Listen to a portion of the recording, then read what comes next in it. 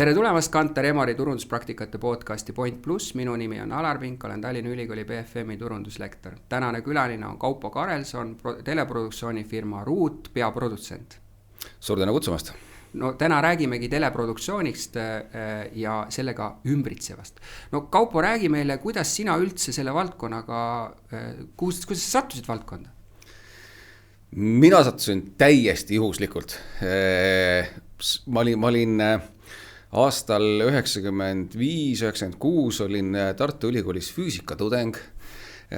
Minust pidi saama teadlane, nii nagu minu isast ja vanaisast.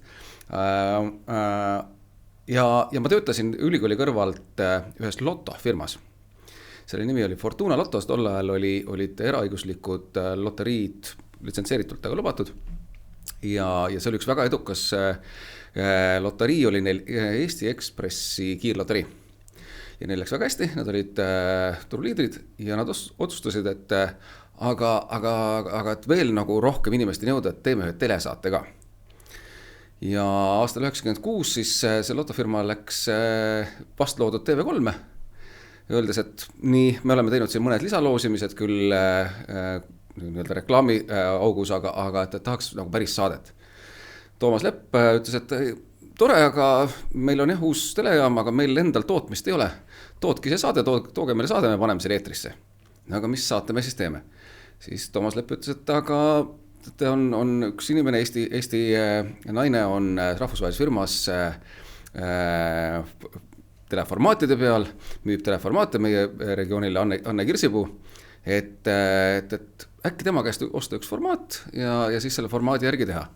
Ja selleks formaadiks oli siis The Price is Right, väga pika ja väärika ajalooga saade, kuskil seal 50-ndatest USA-st.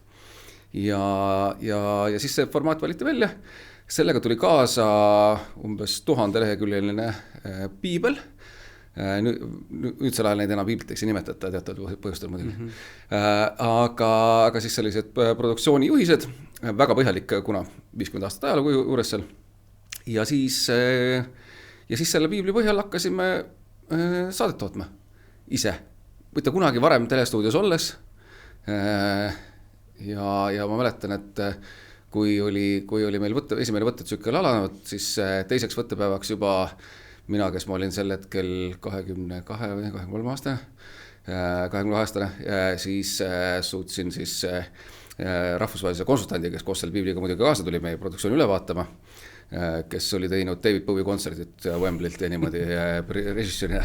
Ja temaga sattusin siis sõnavahetusse, mille tipuks oli see, et lepime nüüd kokku, kumma saade see on, kas see on sinu saade või minu saade. Juba siis. juba siis. Ja kuna see kuum hind oli väga-väga populaarne, siis seda telliti veel juurde ja kui Toomas Lepp liikus TV3-st ETV juhiks, siis ta teadis, et me suudame selliseid formaadisaateid toota ja ta tellis sellise saate nagu Tähed muusikas, mis siis enam üldse ei olnud Otaga seotud, vaid oli puhas meelelahutussaade ja mis oli samuti väga-väga edukas ja jooksis ju palju hooaega. Kuule, aga selles mõttes, et kuidas see sisemiselt käis, et sulle vaadati, et sa oled siuke tegus noor mees, et saadet on vaja teha, et mine siis sebi selle juures või kuidas see rolli võtmine või rolli andmine käis? Ja ega seal lotofirmas ju palju töötajaid ei olnud, aga mina, kes ma olin Miina-Härma gümnaasiumist ühtepidi ja ma olin ka gümnaasiumi ajal juba 90. aastal perega elanud pool aastat Floridas, mul oli inglise keel hästi suus, et mina tellisin lotopileteid. Minu ülesandeks oli tegelikult lotopileteid tellimine. Ja see oli selline ingliskeelne töö ja eks see telesaate tootmine seal piibli järgi oli ka selline ingliskeelne töö ja muidugi sellist organiseerimis kalduvust ja pisikut oli mul on ju eluaeg olnud, et selline oma kooli diskoriani. No aga sealt edasi kädates, et kuidas millal Root üldse tekkis sinu ellu? Ja mina ei alustanud Rootust, mina tegelikult olen Rootu tulnud hiljem ja seal oli samal ajal või natukene hiljem siis oli üks punt, kes hakkas tegema saadet Kahvel. See oli Kiu Raarma, tema sõber Tõnis Haavel ja nende tiimiga liitus Monika Vihman. ja nemad tegid siis ettevõtte, osaühing Eetriüksus oli algselt, aga kaubamärk oli Ruut. Ja Tõnis siis sellise majandusmehena hakkas kohe nagu kogu valdkonda seal nii-öelda korrastama, korraldas siis nii-öelda ühinemised, nii et Teet Margna oma firmaga ja mina ja Rando Bettai, siis meil oli firma Highstar, me siis tegelikult ühel ajal ühinesime kõik selliseks suureks ruuduks.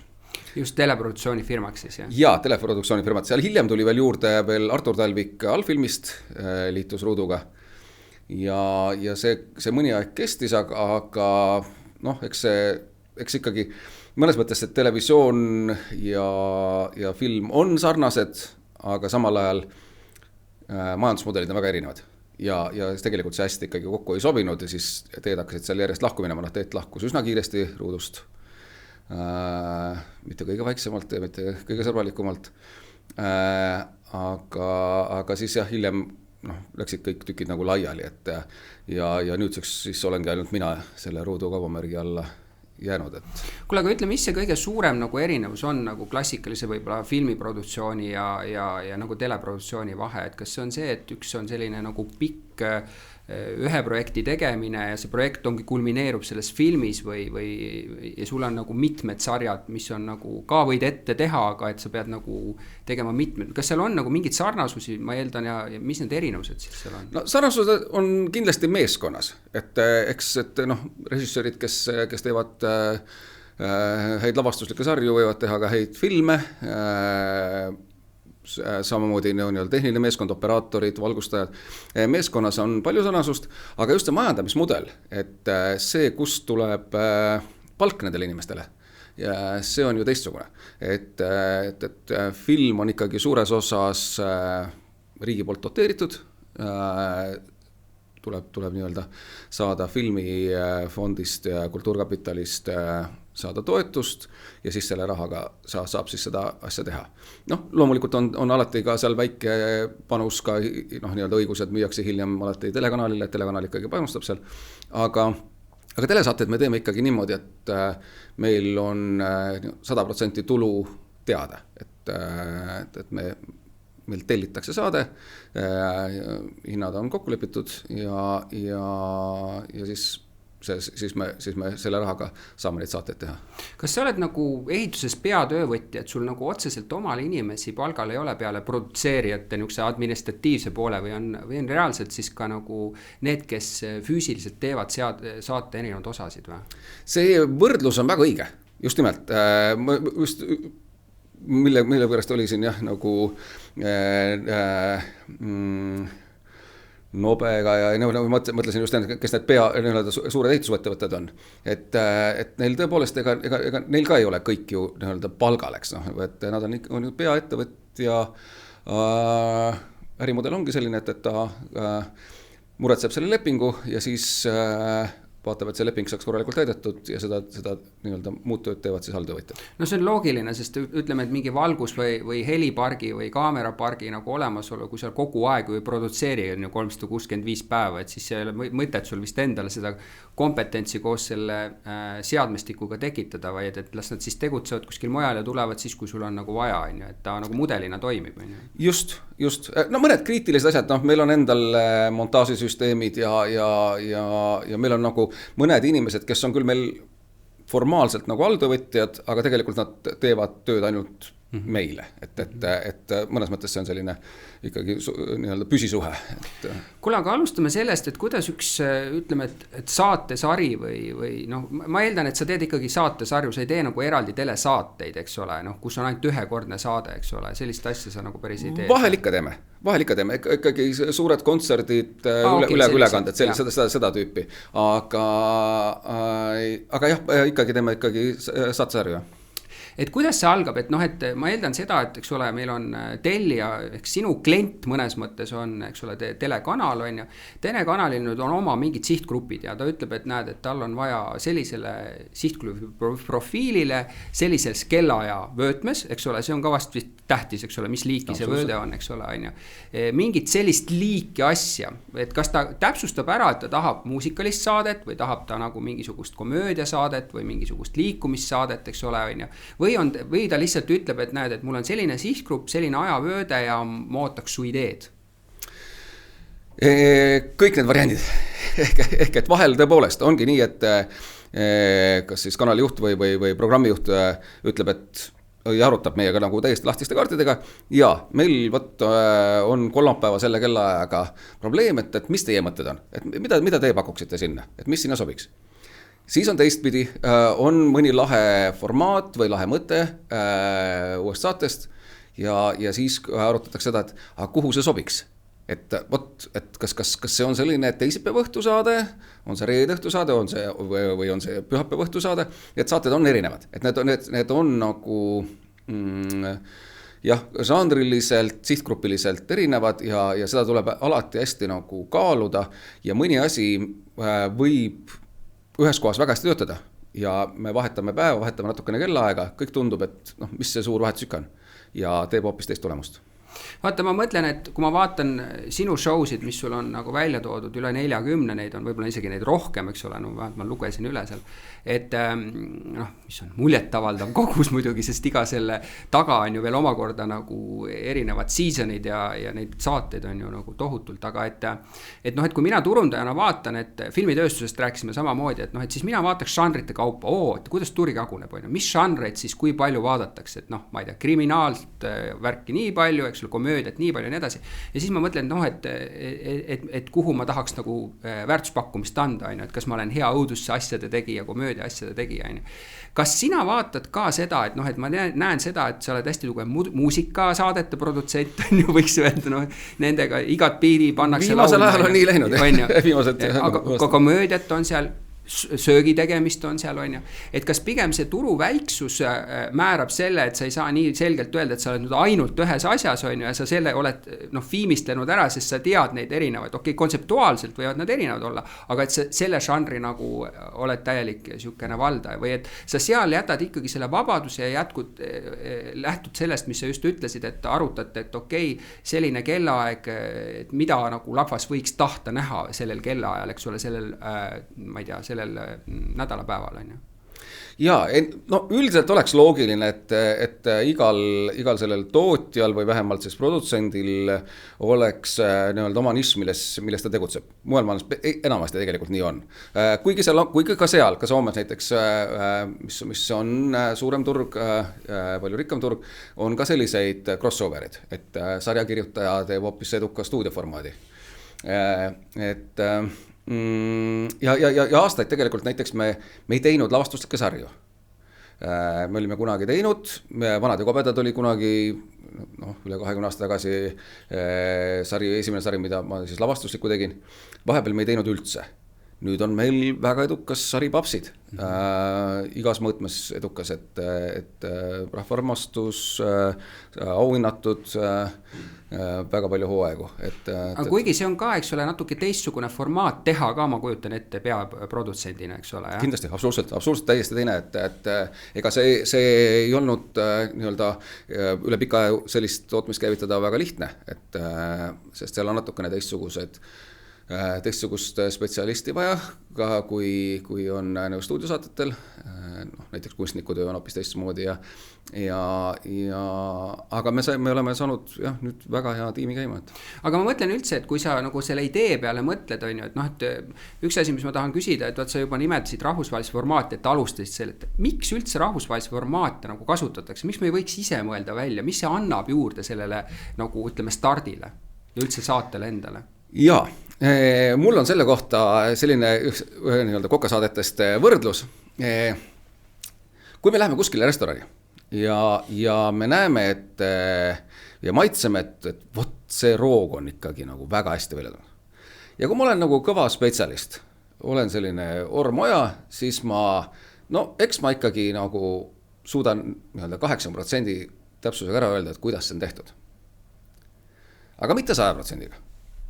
Ja miks ostetakse formaate, on see, et me põhimõtteliselt võiks ka formaati järgi teha, sest et formaati õiguslikult kaitsta formaadina ei ole võimalik, seal on formaadi osiseid võimalik kaitsta, aga formaati ennast ei ole, ja võiksime järgi teha. Aga ikkagi ostetakse formaat. Sest see on sama asi, et sa saad selle retsepti, sa saad kõigepealt nii-öelda on tulemustõestus, et kuskil riigis, eriti hea, kui ta on mitmel territooriumil olnud õnnestunud, see annab suurema garantii õnnestumiseks ka Eestis. Ja siis sa saad selle retsepti, mille järgi saad sa väga täpselt nagu järgi teha. Et miski ei läheks seal valesti. Ja vahel läheb ka sellest retsepti järgides läheb valesti. Mul on endal juhtunud formaate, mis ei ole õnnestunud, sest me oleme ise sellest retseptist midagi jätnud tähele panemata. Konsultant on jätnud nagu rõhutamata mingisuguse olulise osise ja ei toimi. Ja ei saagi aru, miks ei toimi, aga pärast siis, kui avastad, et tegelikult oli see asi puudu, siis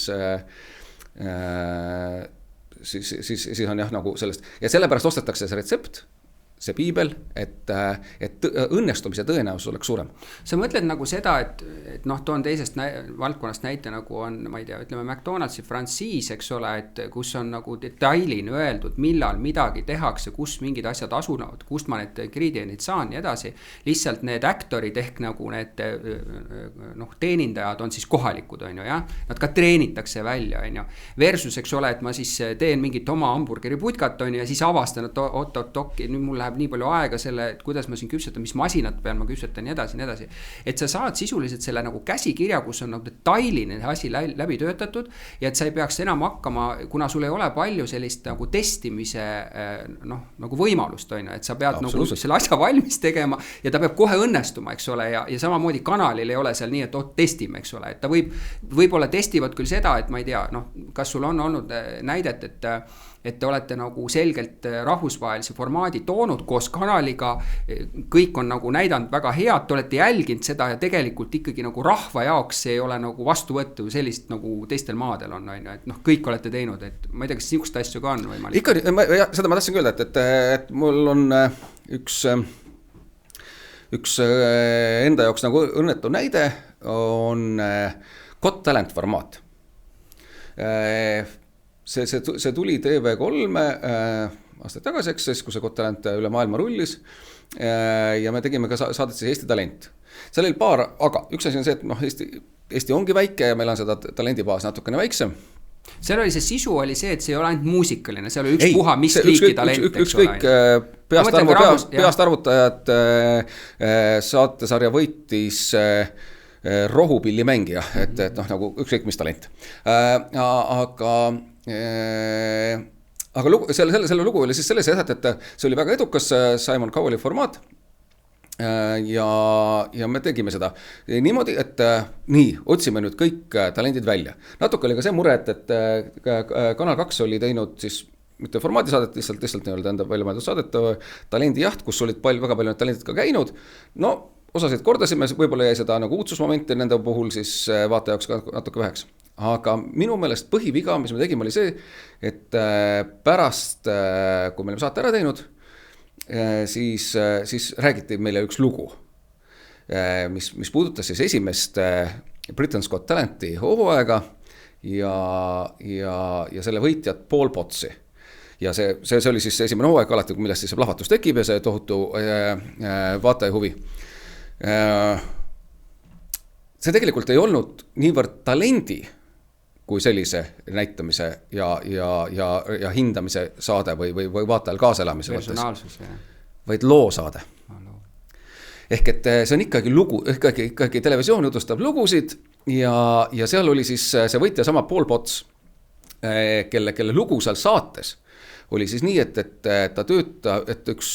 ta tuli lavale, tal puudusid esihambad, ta töötab mobiilipoes müüjana ja ei ole nagu kunagi laulnud ja siis ta hakkab laulma ja laulab ooperit imeliselt. No tegelikult oli siis lugu selline, et see sama Paul Potts oli tegelikult eluaeg ooperilauluga tegelenud. Itaalias Pavarotti juures õppinud, tegelikult Londonis väga suurtes hallides esinenud. Aga seda lugu ei räägitud vaatele räägiti see mobiililugu. Ja see mobiilipoe lugu oli niimoodi, et tal oli tegelikult siis, kui võttegrupp temaga tuli seda eellugu tegema, siis tal oli, üks sõber oli haigeks jäänud ja ta pidi seal mobiilipoes seda paar päeva asendama. Aga temast tehti mobiilipoe müüa. Ja suurem asi juhtus siis see, et selle sinna enne stuudiosse tulekut, umbes nädal aega enne, tal oli jalgratta õnnetus. Kus ta need hambad kaotas? Ja kus ta kaotas need hambad. Ja ta oli hästi mures, ta helistab produtsentile, et oi, et mis ma nüüd teen, et kuidas ma nüüd kiiresti saaksin need hambad nagu asendada, et ikkagi saatesse saaks tulla. Produtsent ütles, et mitte mingil juhul tule täpselt nii, sest et siis on see, et selle saate mõtte tegelikult oli siis see loo jutustamine ja siis selle Britans või kogu Britannia rahvuslik koos avastamine, millised talendid meil on.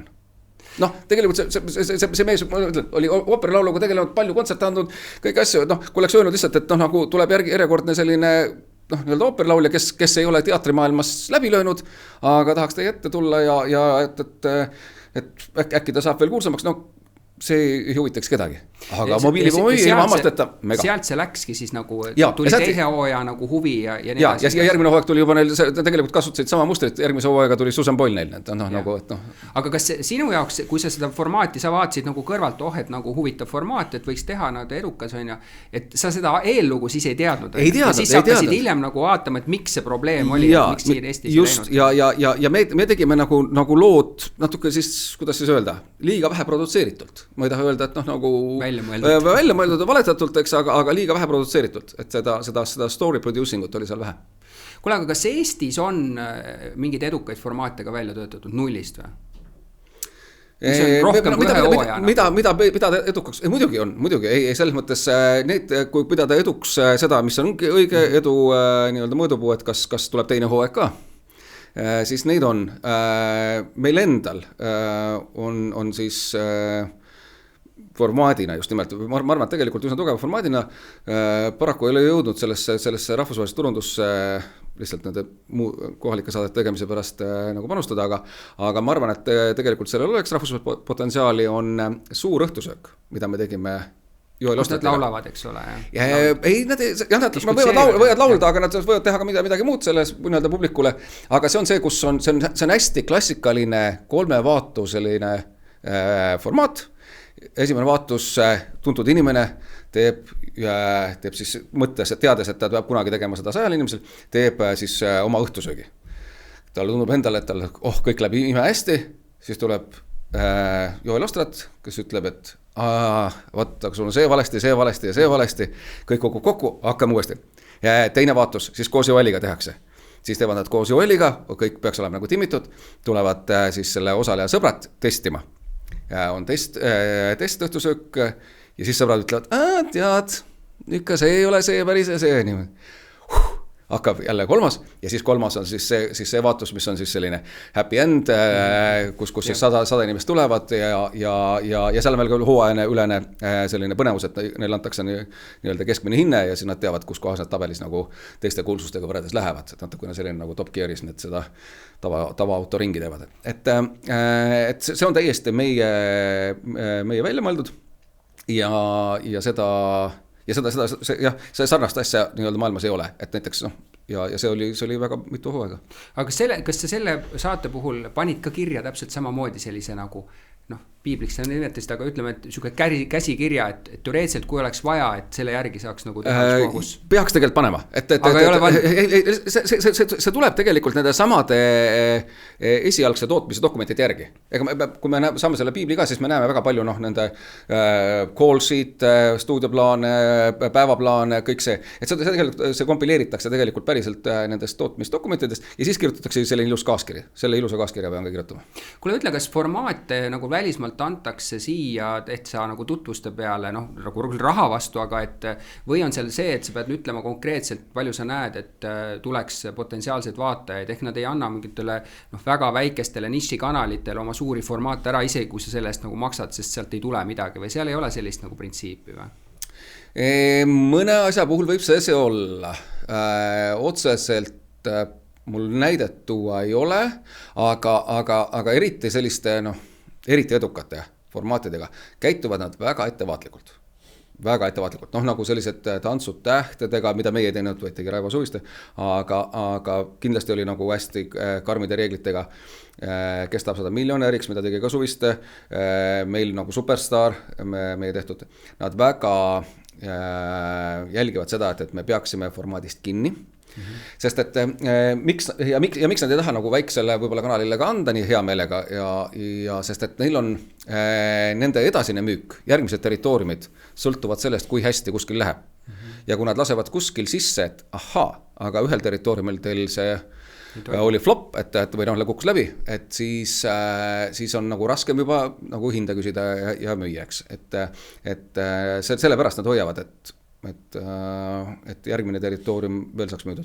Ütle mulle, kas sa tõid näited need samad tantsud tähtedega ja teistest formaatidest, mida sina ei ole produtseerinud, et kas seal käib produktsioonifirmade vahel ja kanalite vahel käib nagu suur konkurents, et teatud asju, mida nagu jälgitakse, et maailmas lähevad, pole veel siia tulnud, et siis et oleks vaja saada see ja siis on võidujooks, et kes siis suudab paremad tingimused saada ja tegelikult ka teist poolt välja rääkida. Ja ikka on selliseid situatsioone, aga need suuri formaate ei tule nagu liiga tihti, need tuleb tegelikult üsna harva.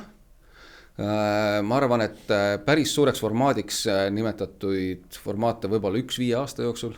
Kuigi iga aasta tuleb tuhandeid uusi formaate, mitte isegi 100. Aga ütleme, et kui tantsud tähtedega oli selline Kanal 2 nagu täiesti selline nurgakivi produktsioon, kas sul oli kahju ka kõrvalt vaadata või sa pigem vaatad nagu konkurentsisituatsiooni peaks vaatama, et jube hea, sest rohkem tähelepanu on televisioonis ja saadetel ja see annab sulle suuremad võimaluse või? Ei seda muidugi, aga ikka on kahju. Sel hetkel oli meil ikkagi konkreetne võidujooks oli kanalite vahel, konkreetne võidujooks oli nagu tootjate vahel ja neid situatsioone on veel, et kindlasti oli Maskis laulja, oli vähemalt 2 kanalis, kui mitte 3 laua peal väga erinevate tootjate nii-öelda pakkumistega ja need suured formaadid, mis aeg-ajalt sünnivad, et nendele kindlasti kõik nagu tähelepanu pööravad ja pakkumisi teevad. Kuule, aga formaat on nüüd üks, eks ole, et sa lähed rakendama seda. Küsimus on ju ka, et kes seal sees on, et kas erinevad produktsioonifirmad tegelikult võivad selle lahendada erinevalt, kuigi nagu raamistik on sama, aga et kes näitlejatest näiteks on nii edasi ja see võib ka hästi palju määrata, eks ole, laulmiste puhul ka ja nii edasi, žürii puhul, eks ole, et keda sa siis saad? Ja see ongi asi, millega me võib-olla kõige rohkem tähelepanu pöörame, et meie nii-öelda talendid ekraanil ja ekraani taga või kaamera taga oleksid nagu hästi hoitud, et nad tahaksid meiega koostööd teha. Et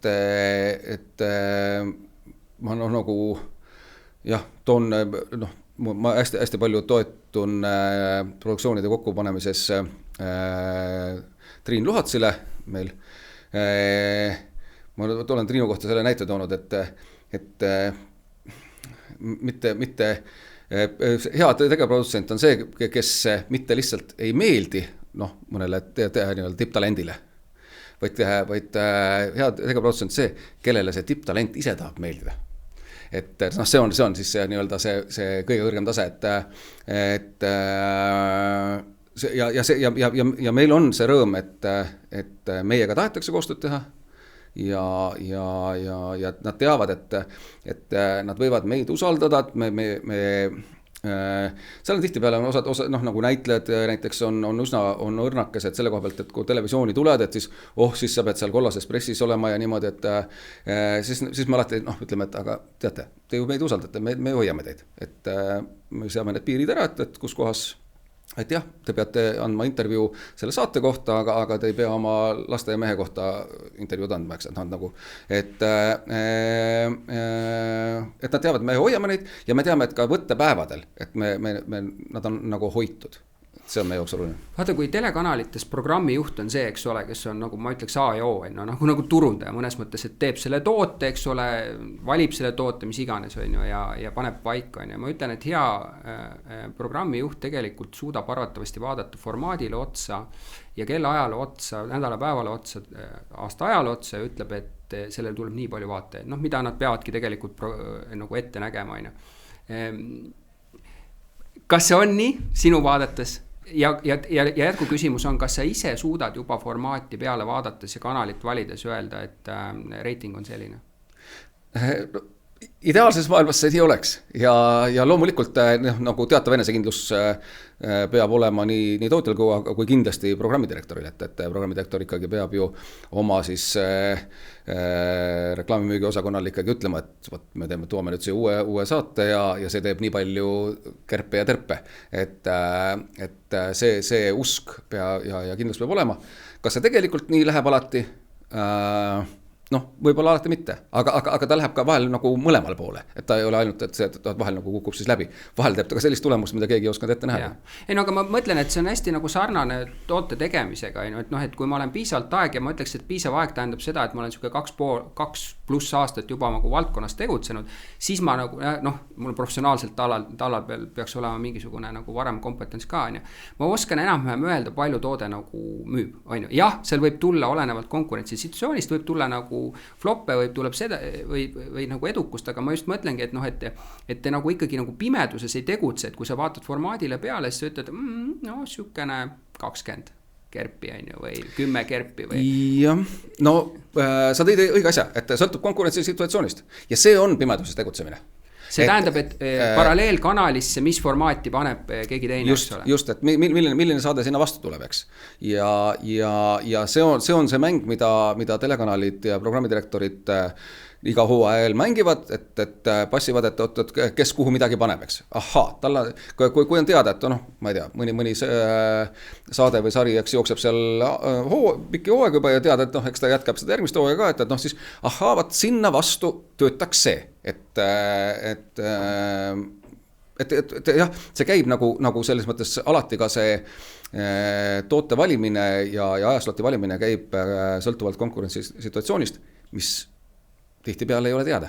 Teie jaoks on selles mõttes halb asi, et kui me laivis saate nagu, ma ei mõtle nüüd nagu live ülekannet, aga võib ka olla, aga põhimõtteliselt, et mingis, ütleme, pühapäeva õhtul seal kell 9 on ju, et seda pühapäeva õhtut on nagu kell 9 ainult 1. Vaata, kui ma teen sarnast toodet ükspuha mis valdkonnas, ta ostab täna selle konkurendi oma, homme ostab ta minu oma, kui ma teen head kommunikatsiooni ja toode on hea. Sul on see, et sisuliselt on, kas sa saad selle vaatamise, saad surfava vaatamise või sa saad järelvaatamise, eks ole. Ideaalis ma tahaks saada, et sa oled laivis vaataja, eks ole, jah?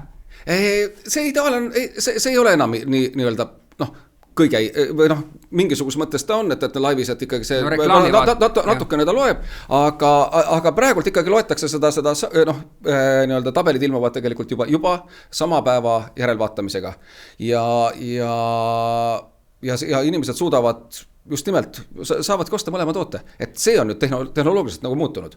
Et kui vanasti oli nii, et kas sa jääd ellu või sind tapetakse, siis praegult on niimoodi, et laivis on ühel nii-öelda võib-olla oma sündmuslikkuse tõttu, tal nõrgem sündmuslikkus, siis on nagu nõrgem vaatamus laivis, aga see vaadatakse kohe ka järgi. Et ei ole tegelikult nagu, jah, seda muret nagu enam nii suurt ei ole. See make or break on ju, aga et seal nagu reklaami ostja seisu pealt on see halb, et on ka muidugi statistikat, mis ütleb, et tihtipeale järelvaatamises inimesed ei viitsi ka nagu edasi kerida, et nad lasevad lihtsalt hoida. Aga mingis osas seda nagu ikkagi ka on ju. No kuivõrd sa üldse pead seda heaks ma ütlen, nagu heaks tooniks mitte, aga et meil on tegelikult väike rahvas, meil on tegelikult vaatajaid vähe ja kui me nüüd teeme originaalproduktsiooni, ükspuha, kas on formaadi järgi või mitte, eks ole, välismaa formaadi järgi on ju. Ja nüüd me ikkagi konkureerime nendes tõesti nagu tippsaadetes ühel ajal igal pool, tegelikult on see natuke nagu talentide raiskamine, raha raiskamine mõnes mõttes ju. Sa ei vaata asja nii või? No, ma ei oska öelda. No võtame mingisuguse teise valdkonna, eks, et seesama põhjendus, et noh, nagu ma ei tea, meid on vähe, et noh, olgu siis näiteks ehitusettevõte ka üks, et noh, nagu, et mis nad siis konkureerivad, on ju, ja kui oleks üks, et võib-olla siis saakski, ma ei tea, maksta töötajatele rohkem palka ja ei pea konkureerima, eks noh, nagu, et ei, turg peab ikkagi olema, turusituatsioon peab olema, sest et see viib ikkagi alati edasi, see on see, mis sunnib pingutama. Ei, ma olen sellega aga jah, no muidugi oleks tore, aga ma ütlen, tehnoloogiliselt tänapäeval on võimalik järel vaadata, ei lähe miski kaduma. See ei lähe nagu sellise nii-öelda musta auku ära. Ehk sina ei võta seda nagu traagiliselt, eks ole. Ei, absoluutselt mitte. Teine asi on see, et kui see, vaata igal kellaajal on vaatajate osakaalud on erinevad ja sellepärast meil ongi prime time ja ma ei tea, super prime time enam vist ei nimetada, nad on nagu, aga põhimõtteliselt on ju. Et mida rohkem vaatajaid, seda kallimat produktsiooni sa tegelikult saad lubada sinna vastu, et per nagu vaataja lihtsalt see nagu hajub ära, on ju, et noh, et ma mäletan, ma ei tea, kas siiamaani on, et see Tantsud tähtedega on nagu kõige kallim produktsioon olnud või per nagu tund, on ju. Jah, ma arvan, et on. Et kas kui sul tellitakse saade, et kas siis nagu öeldakse ette, missugust nagu tunni hinda nagu, noh, sa küll taandad ära pärast nagu show peale, aga millist tunni hinda üldse nagu otsid, et noh, et sa ei hakka nagu mõtlema, noh, et see on nagu turundusest, mõtleme mingi mega idee ja aga meil on ainult 10 000 eurot, on ju, mis me mõtleme sellest ideest, on ju, mis me sellest formaadist mõtleme, kui see tund ei kannata seda nagu raha välja, eks ole. Tunni hind on kindlasti nii-öelda parameeter, seda jälgitakse. Selle tõttu on meil mõned saated meie territooriumil pikemad, kui need originaalis on. Et sa venitad selle läbi 3 tunni, seal on seotud selle reklaami minutitega, mida võidakse siis nagu näidata 1 tunni jooksul, eks ole. Ja ta viib selle toote tunni hinna alla. Ja lihtsalt, et noh, ongi nagu USA-s, Inglismaal on nad hästi kompresseeritud, noh, raha ei ole nagu selle koha pealt nagu seal probleem. Ja siis... Mis see erinevus oleks, kui USAs on kui pikk näiteks oleks selline, ma ei tea, võta sükke samad Maskis laulja või... Maskis laulja ma peast ei ütle, aga mul on selle kohta väga hea näide. Ja tegelikult see kompresseerimine võib vahel ära rikkuda. Meil on väga edukas formaat, on Su nägu kõlab tuttavalt. Noh, nii-öelda viimase 10 aasta kindlasti kõige edukam formaat üldse ja sellega on niimoodi, et selle ameeriklased suutsid pekki keerata. Ta on originaalis Hispaania formaat ja Eesti oli üks esimesi territooriumeid, kes seda tegi ja USA's mindigi teda tegema nagu tunnisesse slotti või noh, nagu hästi lühikesed, hästi kontsentreeritult. Ja ei tulnud rahvast selle reibele. See valem ei läinud käima. See valem selle kompresseerimisega rikuti ära. Aga Hispaanias on see saade veel pikem kui meil. Ja rääkimata nii-öelda Saksa saadetest, mis aga kui pikk ta meil on? 245 on ta eetrislott. 245 ja palju seal Hispaanias siis on? Mingi üle 3? No üle 3, no. Nad lähevad 4, isegi nad võivad 5 tundi saavad sinna nagu vabalt, alustavad niimoodi. Ja. Aga kuidas selline näiteks asi oli, et sa ütlesid, et muidu noh, ma eeldaks, et vaatame USA pealt, eks ole, isegi kui need formaadid on kuskilt mujalt tulnud, et kuidas on ja siis vaatame siia, et siia see tõmmati ennem kui nagu kas sa vaatasid, et sellel maal oli see tohutu hitt või nagu müüdi seda kuskil nagu, et vaadake, mis tulemused siin on? Selle lotopileti nii-öelda tõmbamise ja selle võidupileti tõmbamise, see au tuleb jätta Urmas Jaroliivile, kes seda formaati kohe nagu märkas, kui see pakkumisse tuli ja tema siis selle otsuse tegi, et jah, see tuleb teha, et see oli nagu geniaalne. Ehk vaata jälle mingi kogemus, eks ole, et tal on juba silma selleks, et ta tunnetab ära, missugused asjad võiks need lood olla, mis hakkavad üldse kedagi kõnetama. Ja? No kuidas tegemisprotsess on selles mõttes, et meil on teledel oma hooajad, eks ole, et reeglina siis sügishooaeg on ju, kevadhooaeg, suvel on küll eraldi hooaeg, aga sinna vist väga palju vanasti ei panustatud, ma ei tea, võib-olla tänapäeval natuke midagi rohkemat on ju. Et kui sa sügishooaja niisugused line-upi hakatakse nagu arutama, millal seda arutama hakatakse? Et tullakse produktsioonifirma poole? Väga erinevalt. Mõni suurem produktsioon, mis vajabki nagu rohkem ettevalmistuste aega, seda arutatakse aasta, 1,5 aastat ette, 2 aastat ette. Aga mõned asjad tulevad jällegi väga-väga kiiresti, et noh, nagu antakse meil on olnud kevadhooaja suuri asju, mille nii-öelda kokkulepped sünnivad jaanuari lõpus, et noh, nagu ja või isegi veebruari alguses, et noh, nagu tuleb hästi kiiresti minna eetrisse. See on tiimil hästi keeruline, tiimi kokkusaamisele, nii-öelda ettevalmistusprotsessi väga-väga keeruline, mida pikemalt seda parem. Meil loomulikult, aga nagu me enne rääkisime sellest, et passitakse, mida vastane teeb, siis noh, see mäng jällegi lühendabki seda aega, et otsust nagu nii-öelda rohelist tuld lõpuks, et kas me ikkagi lähme tegema või ei lähe tegema, seda oodatakse üsna viimase hetkeni. No jaa, aga see siis oleneb ka sellest, missugust formaati sa saad üldse hakata tegema, on ju, et noh, et üks formaat on see, et sul sisuliselt ongi nagu laivis iga nädal produktsioon, on ju. Järgmine nädal on juba siis sealt edasi minek, on ju niimoodi, või siis sa ikkagi teed palju ette või? No kui on stuudio hääletamised näiteks, on ju. Siis sa ei saa ju ette teha. Kui on stuudios endas... Või no mitte nagu, ütleme, välishääletamised, nagu superstaarid ja asjad. Jaa, Superstar on live-saade, aga neid live-saateid on aina vähem ja vähem, sest et just nimelt see tähendab seda, et iga nädal tuleb toota, iga nädal tuleb see stuudio uuesti üles panna, see nii-öelda tootmishind läheb korrutub. Ühesõnaga, sa pead kogu aeg kordama seda samat keskkonda ja see nagu teeb... Ja ei, no, kõik peab tulema selleks 9 saateks nii-öelda tööle, 9 saateks tuleb kõik need lambid üles riputada, uuesti valgust sättida, see on nagu väga mitmepäevane töö, eks. Et seetõttu meie, kui meil tulevad need väliskonsultandid, no nad alguses ei usu, et kuulge, et kas tõesti nagu, ma ei tea, ma näen su ajalt saadet, me teeme 3 tükki päevas, see on pühapäevane suur saade. Pikk saade ja me teeme 3 tükki päevas, see ei ole võimalik, mujal tehakse 1, no okei, on veel kohti, kus siis on nagu vaesemad teevad 2, teete 3 ja me teeme seda ja see on ainuke võimalus meil tegelikult neid suuri formaate teha, olla veel intensiivsed, veel kompaktsemad. Masterchef, meie nii-öelda mujal maailmas kulub nagu 2, 3, 4 korda rohkem aega sellele. Ja kui nad tulevad meile, siis nad on väga-väga imestunud, kui efektiivselt on meie tiimid, kui kiiresti me liigume,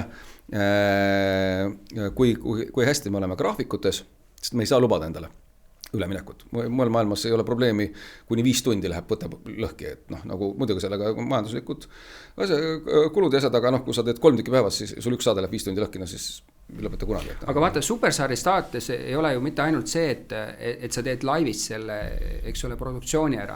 Sa pead ju eelproduktsiooni ka tegema. Kõik see valik ja see valik on veel kaameratega valik. Et vaata, muidu sa ütlesid või talendi puhul, et sa saad teha sellist skautimist varem ja siis sa lähed teed mingisugused nagu intervjuud, on ju. Aga seal sa pead tegema mingid auditionid, et see nagu viib selle kogu produktsiooni nagu esiteks ajaliselt palju pikemaks ja palju kallimaks ka, eks ole. Ja, kindlasti selles mõttes, kui me enne mainisime, et Tantsutähtedega on kõige kallim per tund või per episood produktsioon, siis ega ma ei tea ju konkurendi lõplikke hindasid, aga ma tunde järgi võin öelda tegelikult, et ikkagi teatud Superstaari hooajad, ma arvan, 2., 3. hooaeg on olnud Eesti teleajaloo kõige kallimad hooajad. Seal episood lihtsalt nii palju rohkem. Aga ütleme, aga näiteks Superstaaril oli ju üks nagu saade nädalas, on ju, jah? Oli selles mõttes? No oli selle, et meil oli ka ikka väike lisasaade, oli veel pooltunnine, oli kuskil seal. Oli seal otsas nagu? Kas otsas või siis nädala sees ka oli üks, meil oli hooaega, kus ta oli näiteks 4 päeviti oli saade. Aga see asi oli sellest, kuidas see valikuprotsess käis või? Ei, see oli nende siis see oli juba siis, kui finaalid käisid ja siis nende elust nii-öelda. Aga ma mõtlen, et miks ei tehtud eraldi saadet sellest, kus see valikuprotsess ka veel oli, eelvalikuprotsess, et oleks võinud ju splittida nagu nädala algusesse tuua selle, et selle sama, ma ei tea, mitte päris selle episoodi, aga sa saad ju lisasaateid sellest teha, et sul oli ju erinevates kohtades nagu reaalselt sellised raw auditioneid ka ju võimalik teha või nad ju käisid ju kuulasid või seda tehti produktsioonifirma poolt? Ei selles mõttes, ja mida pidada selleks raw auditioniks, et mõnes mõttes ju see sama Superstar esimene voor, kus nad kõik tulevad ja Kasasjok Jüri laulab ette, et see ongi, loomulikult sinna ette käib tõesti väga tehniline ja vaataja jaoks ilmselt üsna pikk ja igav see 100 lauljate läbivaatamine. Et selles mõttes jah, see pigem ongi selle content nii-öelda ikkagi vaataja tahab see just nimelt seda sama storytellingut, ta tahab seda lugu näha, kui tal lihtsalt käiksid nagu inimesed nagu laulavad ette, aitäh sul tulemast, kahjuks tase on kõrgem, sa see aasta ei saa osaleda, see oleks nagu igav, et jah, kui tänapäeval noh, näiteks see oleks, kui on kanal, kellel on oma mingisugune nii-öelda 24 tundi streaming platvorm või et kuhu saab nagu streameri juurde, siis loomulikult võib need kaamerad sinna panna ja seal lisakontenti sinna saada, aga noh, see kindlasti ei ole nii kõrge vaadatavusega see. Kui palju teeb nagu problemaatilisemaks välisvõtted, et noh, vaata nagu, võt seda ma ei tea, kes tegi seda, kus need samad kokkamissaated olid nagu väljas telkides, on ju? Mingid mõisapargi seal on ju selles... Jah, no see selles mõttes no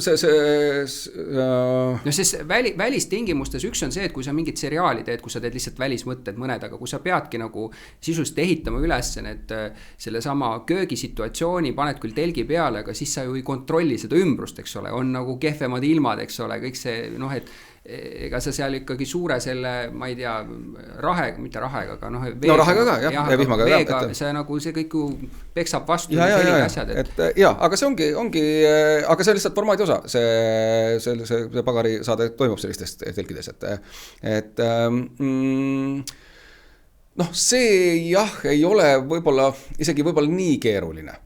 Ma toon natuke teistsuguse näite, on see, et seal ikkagi põhimõtteliselt vahe sellest, et kas ehitad oma need köögistuudio üles nagu telki või siis sellesse telestuudiosse, kus meie näiteks Masterchefi teeme, no see on põhimõtteliselt nagu ruumi vahe. Et okei, sul on vaja ka nii-öelda kaamerasüsteem peab olema selline, et sul on liikuv pult, et sa saad selle sinna tuua. Noh, tuleb see ülekandebuss või tuleb siis mingisugune nii-öelda statsionaarsem pult. Selle tood sinna, see vahe ei ole nii suur.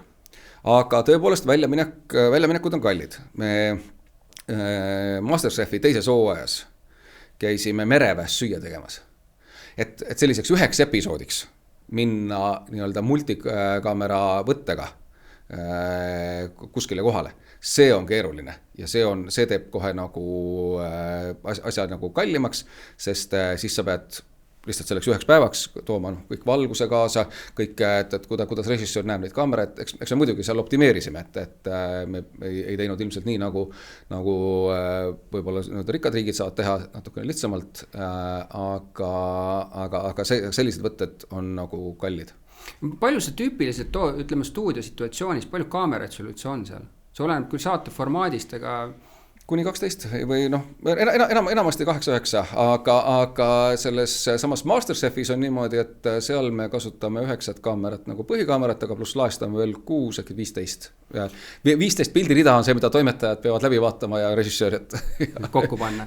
No siin on nüüd hea koht seda, et Masterchefi puhul ka, eks ole, et on vaja ju ehitada köögid, eks ole. Noh, et üks versioon on see, et lähen poodi ja ostan köögid, eks ole. Noh, et lasen köögid ehitada, ostan tehnika ja nii edasi. Aga et suure tõenäosusega siin tulevad nüüd mängu need võimalikud koostööd, eks ole, reklaamijatega, et noh, et keegi ju teeb kööke, keegi toodab neid seadmeid sinna sisse, on ju. Et kuidas, räägi see protsess ära, et kui meil on see teada, et eks ole, et kanal on nüüd sinuga koos otsustanud, et seda formaati hakkame tegema, näed, see ongi selline ka Masterchefi seal meil on, palju meil seal osavõtjaid on? No algselt nii-öelda üle 100, aga siis 12 on see finaliste tavaliselt. No, et meil on 12 kööki vaja. 12 kööki on see. Just on ju.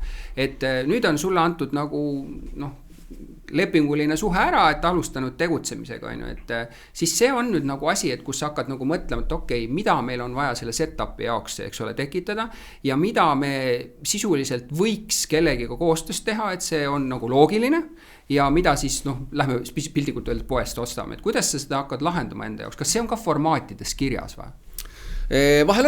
Vahel on nii-öelda võimalikud tegelikult aina aastad edasi ja praegult ei tule mitte ühtegi formaati, milles ei oleks eraldi peatükki product placement. Et nad toovad need ja sponsorship possibilities. Need on alati formaadi osad, sest et kõik maad püüavad finantseerida, leida lisafinantseeringut nendest asjadest ja siis tuuakse näited, et kuidas mingi maa on asja lahendanud. Ma tõesti ei kujutaks ette, kuidas me saaksime toota Masterchefi, kui meil ei oleks nii head partnerid, kui meil on kaubamaja, kes täidab selle sahvri,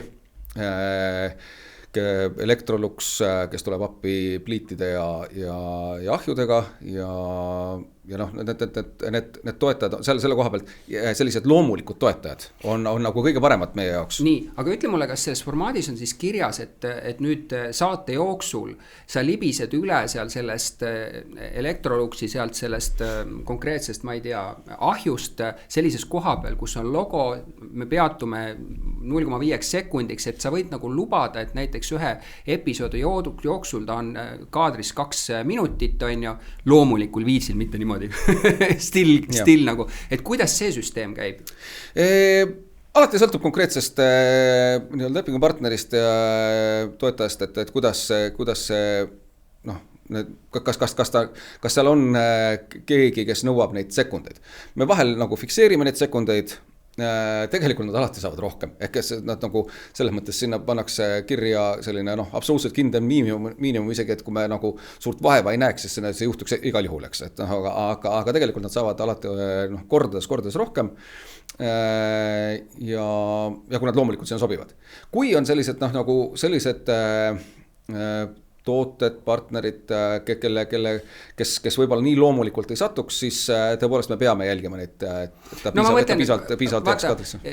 Võib-olla Electroluxi puhul on nagu hea näide, eks ole, et reaalsus elus ta seal võtab ju seda ahju lahti, eks ole, seal on see nagu näha, on ju, ja see on loomulik, on ju, noh, ütleme, kui see kaubamaja puhul ütled, et ta toob näiteks sahvri, on ju, kui seal on mingisugused, ma ei tea, peedid, siis seal ei ole üldse mingisugust brändingut peal, et siis sa pead lähed ikkagi näitama. See sahvris on kaubamaja ilusti sobivalt on kaubamaja nii-öelda kaubamaja sahver ja see kaubamaja logo on seal olemas ja ta samamoodi, kuna ta on seal taustal, ta jääb sinna ilusti sisse, et aga noh, ma mõtlen näiteks Superstari puhul, kus sul on läbivalt selle žürii laua peal ja see oli ka hiljem, on sul ühe brändi nagu joogid, et see on sisuliselt nagu 3,5 tundi või 3 tundi nagu reaal nagu ekraanis olekut, on ju, et need panustused on ju hoopis teised, kui on nagu seal mõned sekundid näitamist, on ju.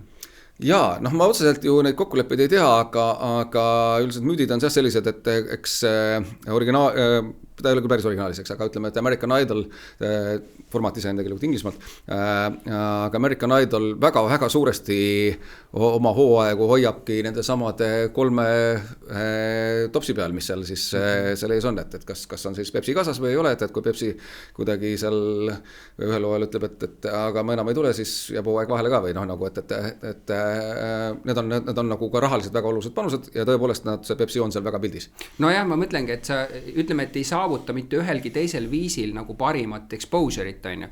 Kuidas see süsteem käib selles mõttes, et muidu kanalil on väga selgelt, ta tellib saate, see tähendab, et ta ju omab neid reklaamislotte, sealt pealt ta teenib nagu põhilise tulu, on ju. Kas ta võtab selle tulu ka saatest endast? Ja. On olemas sellised kohti, kus see tegelikult ongi rohkem nagu partnertehing. Masterchefis meil on tegelikult partnertehingud, kus kuna see abi on hästi loomulik ja nad saavadki aidata meid selle enda siis reklaamimise või vastu annavad meile asju kasutada, päriselt asju, siis paljud need saated, just nimelt nagu Superstar, need laulusaated, seal ikkagi telekanal müüb seda tooteasetust. Ja seal see protsess näeb välja siis selline, et telekanal kõigepealt, telekanali siis müügiosakond kõigepealt kohtub tootjaga, arutatakse läbi. Vot, meil on need ja need võimalused. Meil on vajadus seal saates, et keegi sõidaks autoga. Ahaa, me saame siia kokku leppida nii-öelda auto reklaami. Siis meil kuskil seal, meil inimestel on vaja seal tagaruumis snäkkida. Ahaa, keegi toob snäkid ja need müüb siis tegelikult ikkagi telekanal. Et tootjafirmale antakse vahel õigusi, näiteks samas suures õhtusöögis me ise müüsime enamuse neid tooteasetusi ja sellega finantseerisime oma saadet. Et see on rohkem niisugune rahaline küsimus, eks ole, et kuna tal on vaja midagi teha, siis ta mõtleb samamoodi kanalina välja, eks ole, et mis on see nagu ütleme tasakaal, eks ole, et kui palju ta ise peab panustama, palju ta ise peaks müüma versus, et kanalile antakse või tähendab saate produtsendile antakse tegutsemist. Ma ei tea, klassikalised need kaunist kaunimaks ja ma eeldan, et seal ongi, et tooda mulle saade, eks ole, ma saan küll reklaami veel teha, aga et saate kulud sa pead ise kõik katma ja nii edasi. Ja see on natukene teise nii-öelda rahamudeliga, aga see jah, et me toodame pühapäeva kallist saadet, Ruut toodab seda kallist saadet, hind on nii, aga kuidas me selle tagasi teenime, reklaamiblokkidest tuleb meil nii palju, aga me peame sinna sisse müüma ka nii palju tooteasetust. Ja siis, aga tootja ikkagi töötab selles osas kaasa. Ja ma saan aru, sest see peab olema loomulik, eks ole. Aga kui palju te sellega arvestate, või kas võiks arvestada, et vaata, kanalid panevad neid bännerid juba peale, et saade hakkab, eks ole, ja siis tuleb, et kuidas on kaamerate asetus, et see bänner tuleks nagu loogiliselt peale, et ta ei varja selle inimese nägu seal või midagi taolist. Kas üldse selliste asjadega arvestatakse praegu? Hetkel veel sellist koostööd ei ole, jah. Aga võiks olla või? Või see rikub kohati saadet, on ju, nagu, ma ei saa nagu aru, et seal tuleb mingi asi. Nad on läinud nagu paremaks, on tekkinud natukene teistmoodi, eks nagu tekib korra selline pildi välja zoom või nagu tekib nagu raam ümber, et see on nagu kindlasti parem, et ta just nimelt ei varja kellegi rääkija nägu samal ajal see logo ära, et see on natukene paremaks läinud, aga see on tehnoloogiliselt päris nagu keeruline, sest et see on nagu väga tehniline, et meie anname saate üle, siis tegelikult see on seal mingi väljastused ja need ei pruugi üldse Eestis asutada, kes selle saate eetrisse annavad ja kes annavad samal ajal eetrisse ka selle graafika, mis sinna peale läheb, eks et need, see on selline keeruline tehniline protsess, aga kindlasti kõik osapooled püüavad selle poole, et nii ei juhtuks, et kellegi näo peal on. Kuule, aga ütle mulle, kas see on formaatidega tulnud kaasa ka, et mingisuguste reklaami valdkondade reklaamidele sisselaskmine või tooteasetuste sisselaskmine ei ole okei või? Sellist piirangut ei ole või? Me oleme seda öelnud mõne puhul, et me ei tee seda, jah. Jah, aga ma mõtlen, et tuleb see nagu selles käsikirjas kaasa, et saate autor omanik, algne nagu formaadi omanik ütleb, et hasartmäng unustage ära, ükskõik mis seadus ütleb. Ja, on ikka. Ütlevad formaadid ka seda. Sest et ka nendele samadele sponsoritele, kes saates on, näiteks MasterChefis me väga peame kooskõlastama selle formaadiga, et kes need seal on. Et seal ei tekiks ka mingeid rahvusvahelisi kääre oma vahel, et aga kas see võib olla seotud ka sellest, et et kuna ta on nagu tipptasemel koka mõte, eks ole, et siis meil saa ingredient olla mingi suvaline asi, mis ei ole nagu üldse kvaliteetne ka või? Ma ei tea, kas siuksed asjad see piibis kirjas ei ole. Sest et mõnes riigis me ikkagi näeme nagu jah, mis on naerama seda, et me tegelikult, mis on naerda, kodukokkadel ongi, seal on nagu hästi, nad toovad seda näidet, et paljud riigid teevad nüüd igas hooajas teevad ühe airfryer katse. No, ei ole päris tippkokanduseks, aga kuna nad on kodudes nii populaarsed ja seal on ka nagu sponsorrahad tagad, et nende airfryerite tootjad, et seda tehakse. Tegelikult see piir, eriti just selle MasterChefi nii-öelda tavahooaja, kus on kodukokad, ei ole muret.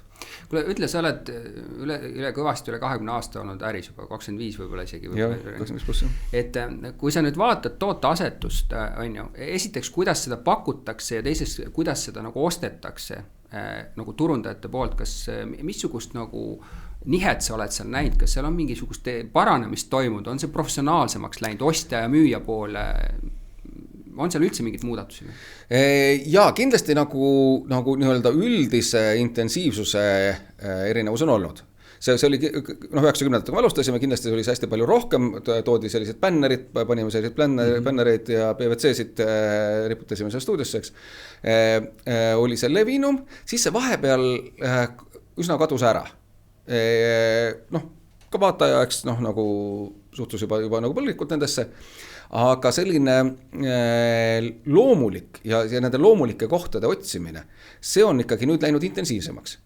Mõnes mõttes võib-olla seal on see järelvaatamise efekt ka juures, et ka reklaamiandjad otsivad neid kohti, kust nii-öelda üle kerida ei saa, eks. Ja mõned koostööd on selle koha pealt väga, väga lahedad, et vahel juhtub ka nii, et on toode, mis hästi nagu ei sobi, aga mille nimi näiteks sobib.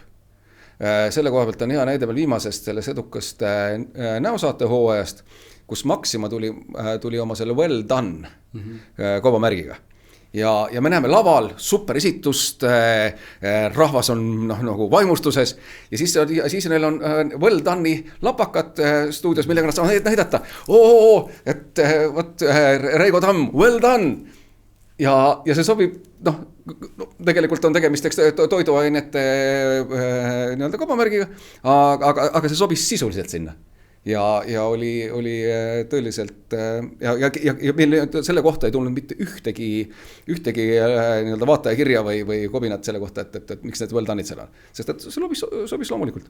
No sa juba ütlesid, et osaliselt on nii, et kanal ise müüb ka neid tooteasetusi ja siis räägib teiega läbi või räägib ennem läbi, kuhu võiks midagi tulla vastavat stsenaariumile. Teine on see, et siis tehakse mingi selline, et siin on sul see vaba ruum, ütle mulle, kui palju on sellist asja, et sa, vaata, filmitegijatel on seda siiamaani minu meelest, et nad nagu käivad natuke nagu paluvad, et kuule, et mul oleks vaja siia seda ja seda, et tead ikka nagu toeta filmi kunsti, on ju, et ei ole sellist nagu, et turundaja näeb kommertslikku sihukest võimalust enda jaoks, et kuule, nii palju silmapaare, eks ole, ajatu film, eks ole, why not, on ju.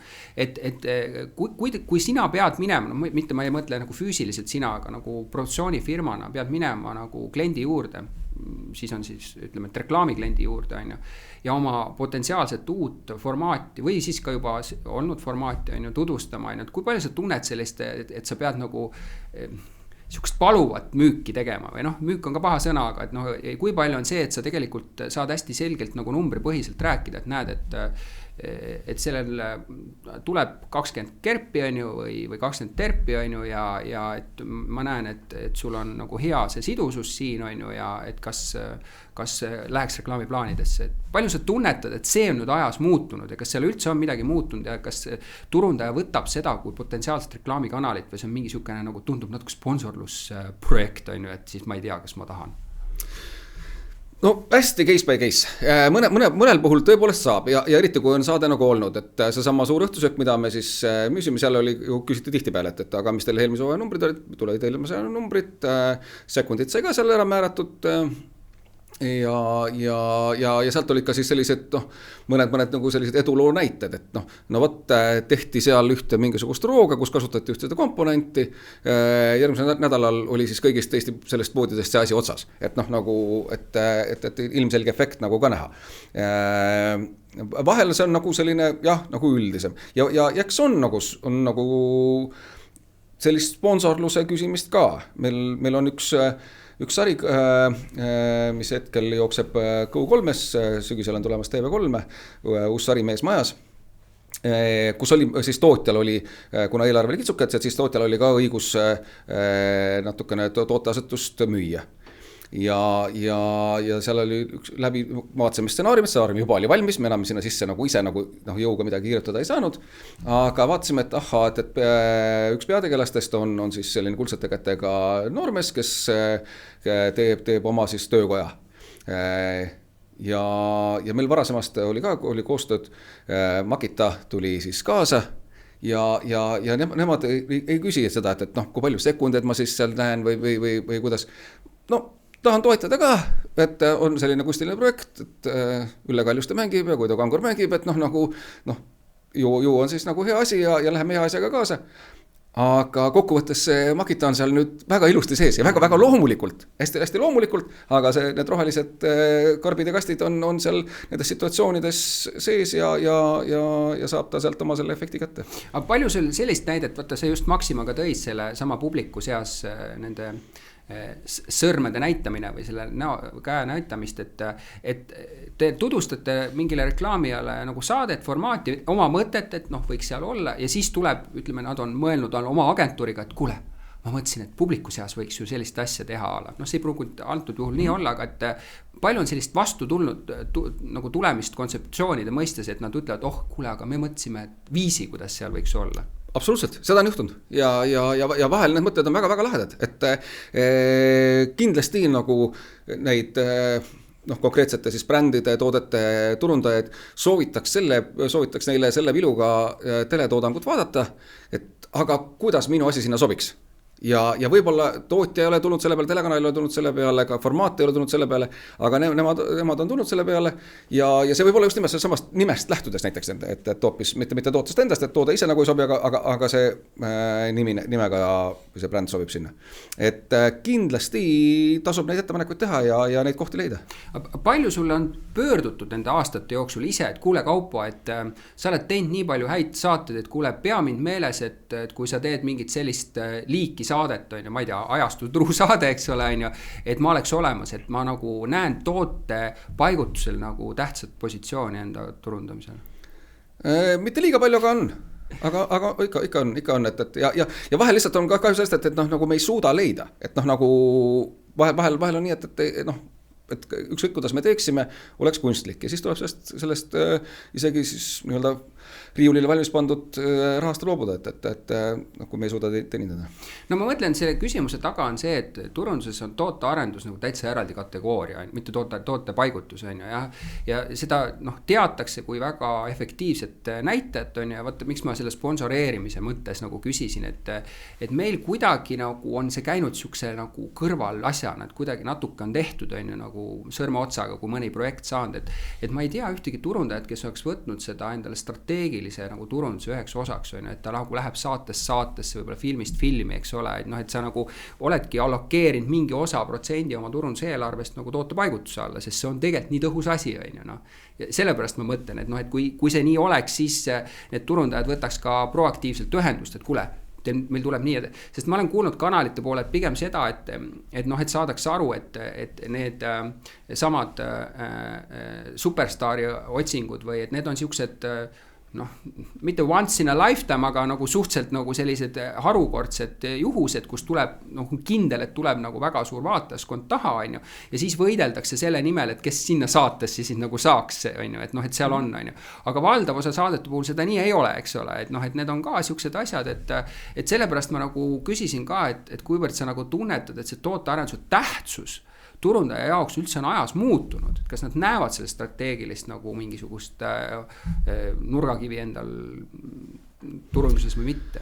Eks seda oskaksid telekanalite müügiosakonnad nagu täpsemalt öelda, aga see tihedus, millega tootja satub nüüd nendele samadele müügiläbirääkimistele, see on suurenenud ja nagu seda me tunnetame, et kindlasti see tooteasetus on läinud olulisemaks, mõeldakse selle peale rohkem ja tõepoolest, kui tullakse lihtsalt nagu seal saates, ma ei tea, esitleja bänneriga ees ja taga kaasas, siis alati ikkagi proovitakse, aga äkki midagi sobib ikkagi sisse ka.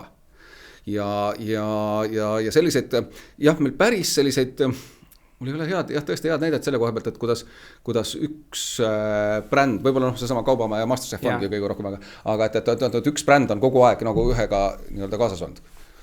Kuule, sa korra mainisid seda, et klientidelt vahel on siis, ma mõtlen siis nagu lõppvaatajatelt on tulnud siis nagu nurinat või mitte nurinat on ju mingid saated juhtul. Kui palju üldse seda sina produktsioonifirmana nagu tajud, eks ole, ja mis situatsioonides sa tajud sellist nagu vaataja kaasatust? No mitte, et nad helistavad, eks ole, ja seal finaalsaadetes midagi annavad oma hääli, aga ma mõtlen sellist, et kuulge, et suurepärane sari või ettepanekud. Kuulge, et ma vaatasin, et seal on täiesti valesti see asi, et te võiksite asju teha niimoodi. Et palju sa seda nagu koged nende aastate jooksul? Selles mõttes ju produtsent, see ei ole küll väga meeldiv tegevus alati, aga vahel on väga meeldiv. Inimeste arvamuse avaldamine on ju läinud väga-väga lihtsaks. Et kohe, kui saade on eetris või isegi saates on konkreetne esitus või laul on eetris, siis 10 sekundi pärast on ta kohe Facebookis, Instas üleval ja sinna tulevad kohe kommentaarid. Loomulikult me loeme neid. Põhiliseks, muidugi pigem me vaatame alati kvantiteeti, et näha, kui palju reaktsioone on, et kui palju selle põhjalt ennustada, et kui palju saadet vaadetakse, aga loeme need ka sisuliselt läbi, et me sisuliselt kindlasti vaataja tagasiside on meil oluline. Aga isegi kui mitte poliitilist vastata, kas sa ütled seda, et kas on tulnud mõni selline kommentaar, mina oskan öelda nagu toodete seisu pealt, et mul on tulnud sisendit, kus ma vaatan, pole mõelnud. peaks tegema, on ju, ja siis võib-olla mitte täpselt üks-ühele seda toodet, aga mingisugust nüanssi selle tootel, eks ole, et noh, et ei ole mõelnud, on ju. Et te olete vaadanud, et tegelikult on väga mõistlik ja peaks tegelikult muutma formaati selles osas või mingit nüanssi tooma sisse, kas seda üldse on juhtunud? On ikka juhtunud ja juhtub seda, et kui on pigem isegi, et võib-olla mingisugust mitte uut asja nagu väga, et mingisugune selle koha pealt geniaalne sähvatus nagu oleks see väga silma jäänud, aga küll on sellist, et me näeme, mis asjadega nurisetakse ja siis me püüame neid probleeme pigem lahendada. Et mingid asjad, mingid no ma ei tea, mingi asi ei meeldi, mingid vahelõigud on võib-olla liiga pikad, et miks niimoodi, et seda nurinat me kindlasti võtame nagu tõsiselt. Kuule, aga ütle mulle, kui palju sina produktsioonifirmana pead vaeva nägema selleks, et see saade nagu üldse oleks nähtav ja oleks edukas, et noh, et ma tulen kohe et loomulikult kanal teeb eelreklaamid ja asjad, see on selge, on ju. Aga ma mõtlen seda, et kui sa sotsiaalmeedias nagu jälgid, eks ole, seda sihukest nagu nivood, eks ole, seda aktiivsuse nivood selle ümber. Kas teie produktsioonifirmana näiteks olete sotsiaalmeedias aktiivsed, et te teete nagu paralleelpromo sellele asjale ka või? Jaa. Sõltub väga palju saatest ja konkreetsest, et kuidas me kanali kokku lepime. See on osade saadete puhul ongi nii, et sotsiaalmeedia jääb tootjale, see on tootjal nii-öelda eelarverida ja inimene osade saadete puhul ja osade saadete puhul on see puhtalt nagu telekanali teha. Et see sõltub, aga meil on on saated, kus on väga-väga aktiivne enda, me ise nagu proovime seda väga nagu atraktiivselt ja lahedalt teha. Kuule, vaata, kuna paljude saadete puhul on siis see saatejuht või saatejuhid või žürii on nagu selline määrava tähtsusega, et formaadiksega, et kellele sa siis saad ja kuidas nende omavaheline keemia on ja nende tuntus ja nende armastatus nagu inimeste seas, et kui palju sa sellele panustad, et tegelikult võib-olla formaat on keskpärane, aga see saatejuht või saates osalejate keemia on niivõrd hea, et see veab nagu oluliselt rohkem seda saadet edasi, kui muidu oleks või? Väga õige tähelepanek, täpselt nii ongi, et see on see meie, mis arvame nagu meie tugevus, et me just nimelt teades neid meie talente, et me suudame neid kombineerida, vaadata neid alati selle pilguga, et just nimelt omavaheline keemia läheks hästi käima ja see keemia on tihti peale palju olulisem kui see saate sisu. See ei ole Eesti näide, eks, aga see sama Top Gear.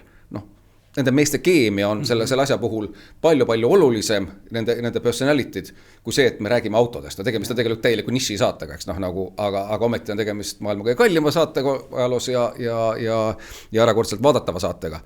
Kui lihtsalt öelda, et me teeme autosaadet, kes seda siis nii palju vaatab ikka? Ja sul on hea näide selles mõttes, et sarnast formaati on ju Fifth Gear ja kõik need on ju, ja seal ei ole selliseid vaadatusi tulnud, sest seal on hiljem prooviti, eks ole, kui need ju ära sealt saadeti, eks ole, teise meeskonnaga isegi Matt Blank oli või kes see, eks ole, Friendsi see on ju, ja sealt tuli ka mingi vaadatus, aga ei tulnud seda, eks ole, enam on ju.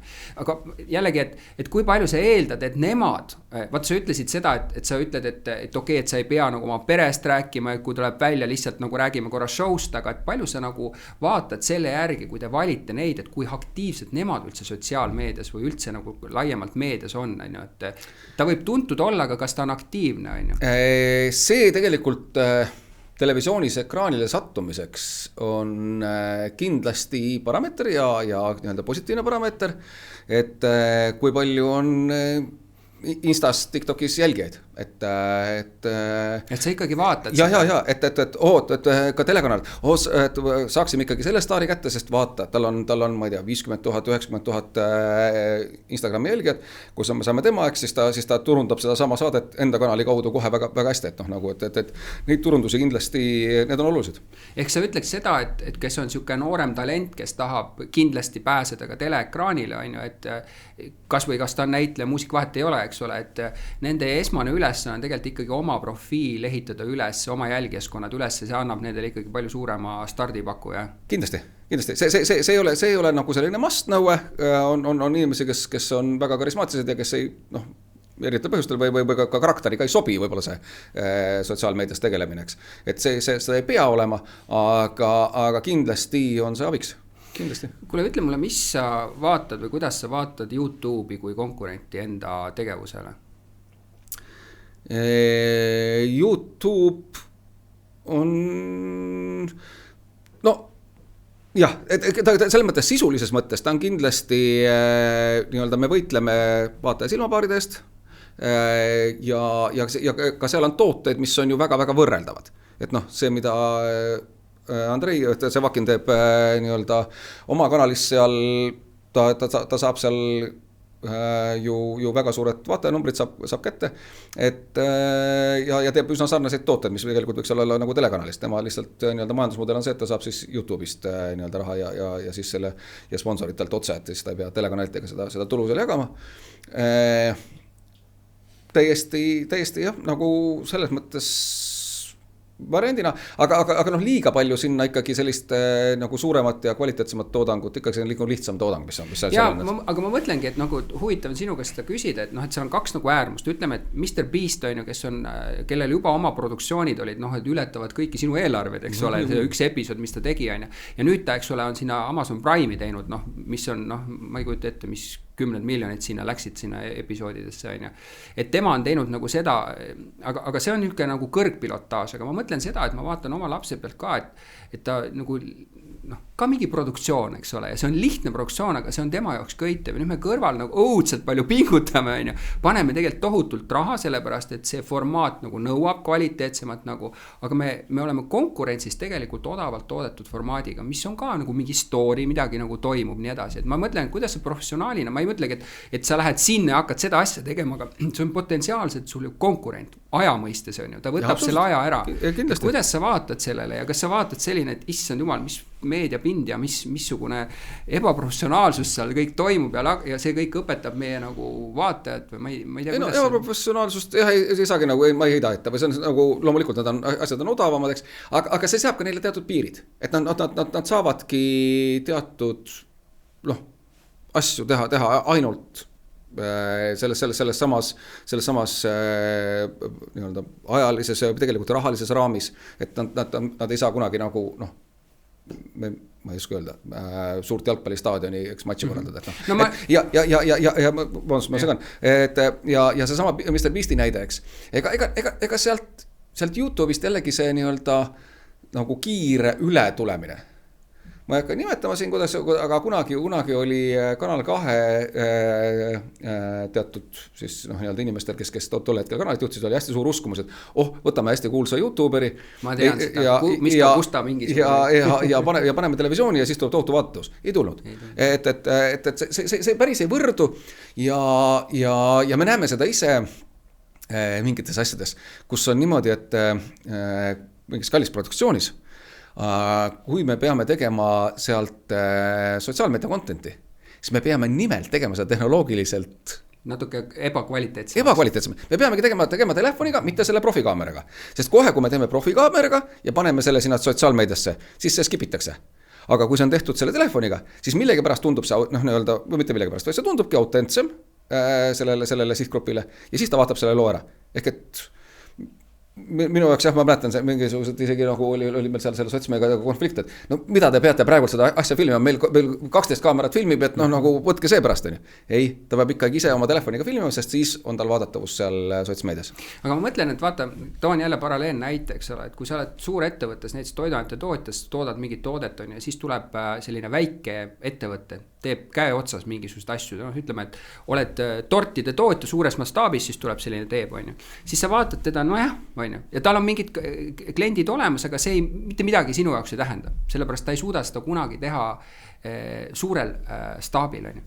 Ja nüüd YouTube on võimaldanud distributeerida seda kooki täpselt samal mahul ja isegi rohkem, eks ole, kui see sinu kanal, mida sa oled valinud, on ju. Vaata, see on minu meelest, mis on nagu muutunud, on ju, ja ma nagu mõtlengi, et kuidas sina, kus sul on muidugi klient on mujal, on ju, sul ongi klient see kanal, on ju, aga ta võtab selle sama aja, on ju, ta kas vaatab, on ju, sinu seda produktsiooni sealt läbi kanali või ta vaatab seda, ta võib teha seda nagu, et mõlemat, on ju, aga ta ei pruugi seda teha ja ma mõtlen, et vaata seal eriti nagu YouTube on siuke endless, et vaata neid inimesi tekib, kes või neid tiime, selle 8 miljardi seas on nagu nii palju sind on nagu üks ettevõte, teine ettevõte, kolmas ettevõte, et kas sa ei tunneta, et see kaalukauss hakkab mingi moment minema, see on natuke küsimus, eks ole, et kas me näeme, eks ole, et kas televaadatavus kukub, et ta nii palju ei kuku, et see ka ei ole, on ju. Aga vanuselist ikkagi toimub seal mingid muudatused, eriti nagu noorema generatsiooni puhul, eks ole, on ju. No võt, igas valdkonnas, noh ma ei tea, jäätisetootjaid on maailmas palju, eks, aga siis ühel hetkel tuleb üks Ben & Jerry's ikkagi ja noh, nii-öelda ja natuke aega toodab ise, läheb populaarseks ja siis üks keegi suur ta nagu nii-öelda neelab alla, eks noh. Juhtub igas valdkonnas, et mõnes mõttes jah, loomulikult see sama YouTube on andnud selle nii-öelda sisenendamislävendi, toonud allapoole kindlasti nii-öelda toodangu mõttes, teletoodangu mõttes, aga teistes valdkondades, et noh, just nimelt, seal võibki nagu torti, eks sa teed see tordi näite, et noh, nagu sa saad turundada seda lihtsamalt, sul on Instas selle jälgi, et sa teed nii ilusad torte, et need on nii likeable pildid, et noh, nagu see levib, eks. Ja siis ühel hetkel me näeme, et seda torti hoopis toodab siis Gustav, eks noh, et nagu see ostetakse kas ära või siis või ei osteta ja kõik jäävad nii-öelda kõrvuti ka ellu. Sama näidet, et me oleme selle koha pealt nagu ise püüdnud olla hästi nagu lahti ja me oleme siin Andrei Zevakin maininud, et tegelikult Andrei teeb oma asja, teeb seda YouTube'is, teeb neid oma saateid, korraliku saate, see Villa projekt oli väga korralik, eks. Ja samal ajal ta on ruudusaadetes ekraanil, et väga edukas on meil selle hooaja Noor meister, mida ta juhib, mis vanusegrupis 18-49, mis ongi nii-öelda sihtgrupp selle noore meistri jaoks, ühel nädalal oli live vaadatavuselt number 2 saade, et ainult Maskisaate finaal suutis seda lüüa seal, ometi ta on pealtnägija vastased, et see sama Andrei populaarsus nagu tuleb televisiooni ka ja see ei pruugi olla siis no tema enda tehtud, vaid teeb meie koostööd. Andrei oli meil seal Ma näen suhelt saates selleks nõunikuks ja selle koha pealt me oleme nagu kõikideks nendeks koostöödeks hästi lahti ja valmis. Sa ütlesid korra selle õhtusöögi suhtes, et tegelikult teil on see teie poolt välja töötatud formaat ja nad ei ole lihtsalt nagu piisavalt ajalist kompetentsi või mitte kompetentsi, aga nagu mahtu, et minna seda välismaale müüa formaadina. Palju sa üldse vaatad näiteks võimalusi minna välja nendest kohalikest telekanalitest ja näiteks Netflixi midagi proovida teha?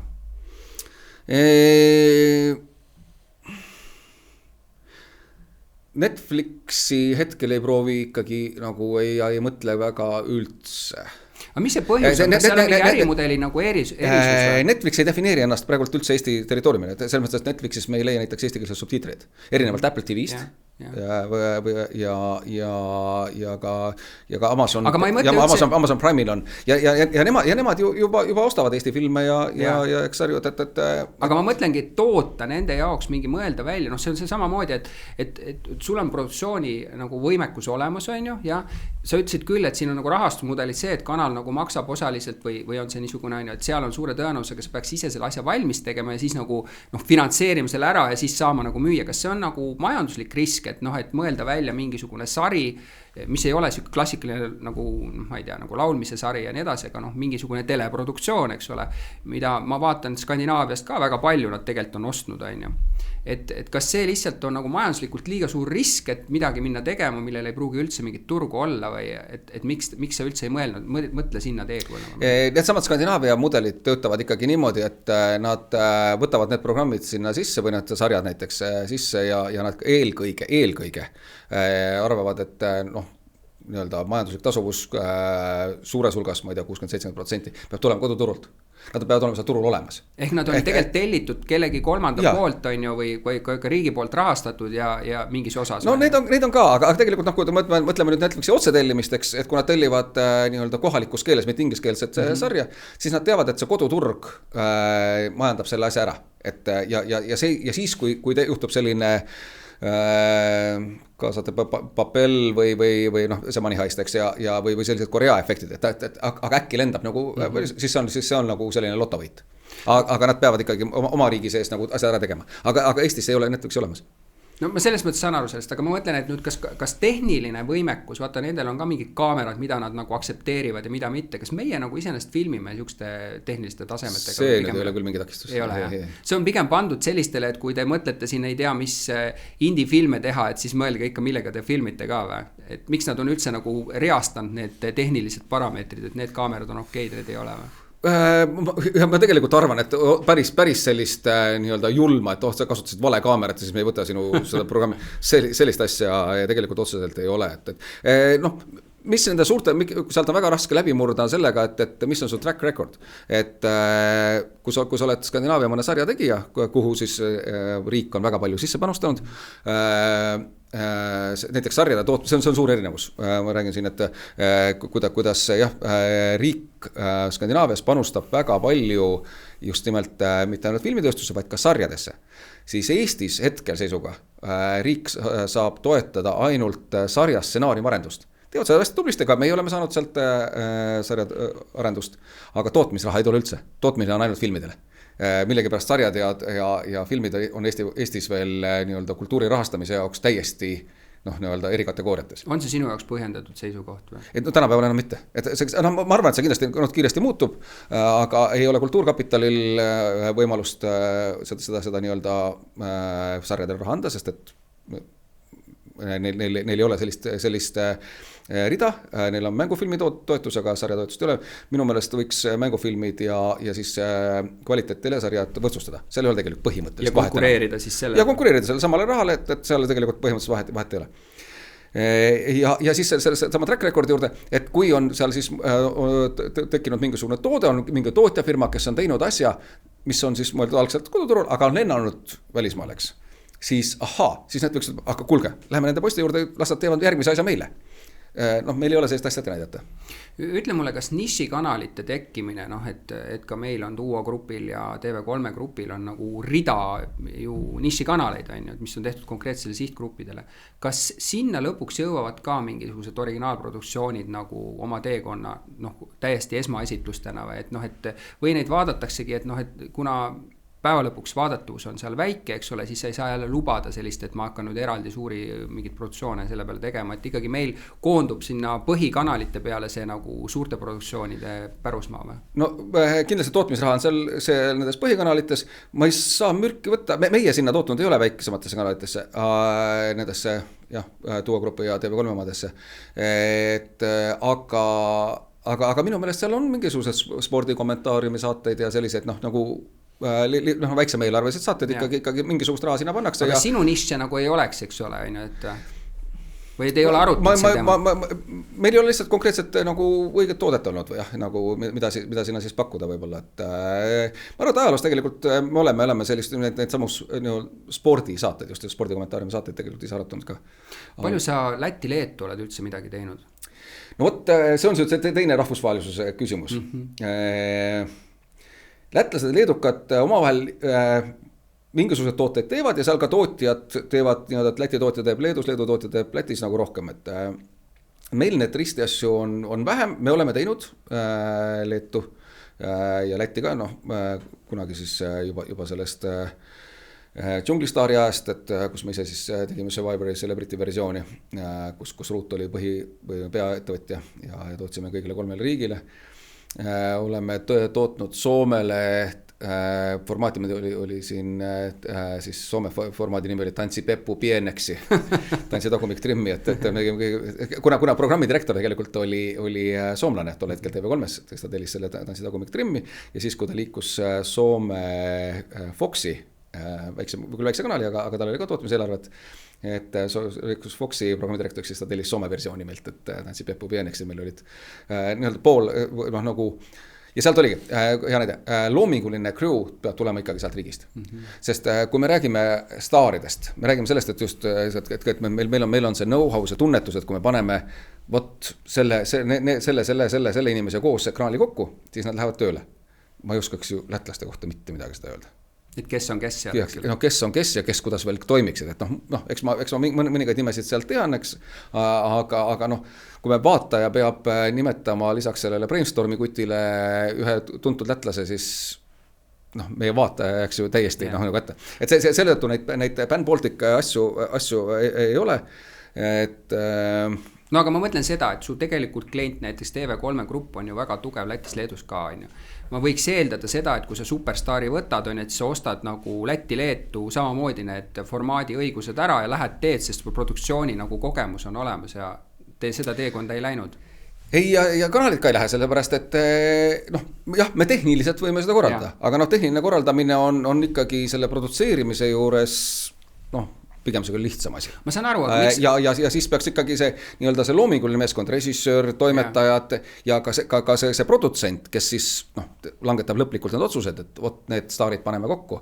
Teeme see vot sellise laulude valiku. Ma tegelen laulude valikuga nagu produtsent tegelikult. Ma tean, mis töötab. Millised Läti laule ma oskan nimetada. Jaa, ma sellest saan aru, aga vaata, see on umbes nagu agentuurid, et meil on olemas mõningaid näited, kus on siis pandud nagu sõsaragentuurid Läti-Leetu üles, võttud koha peale, eks ole, noh, tegijad on ju, on palju näiteid, kus ei ole mindud üldse, et kas see ei ole nagu kunagi, noh jällegi, sa oled kaua aega äris olnud, et kas siis teha mingi koostöö, et sa mingi teiste nagu peaprodutsentidega, eks ole, teha selline nagu lüli Läti-Leetu on ju, mitte et sa ise pead nagu, või siis isegi asutama nagu, et see...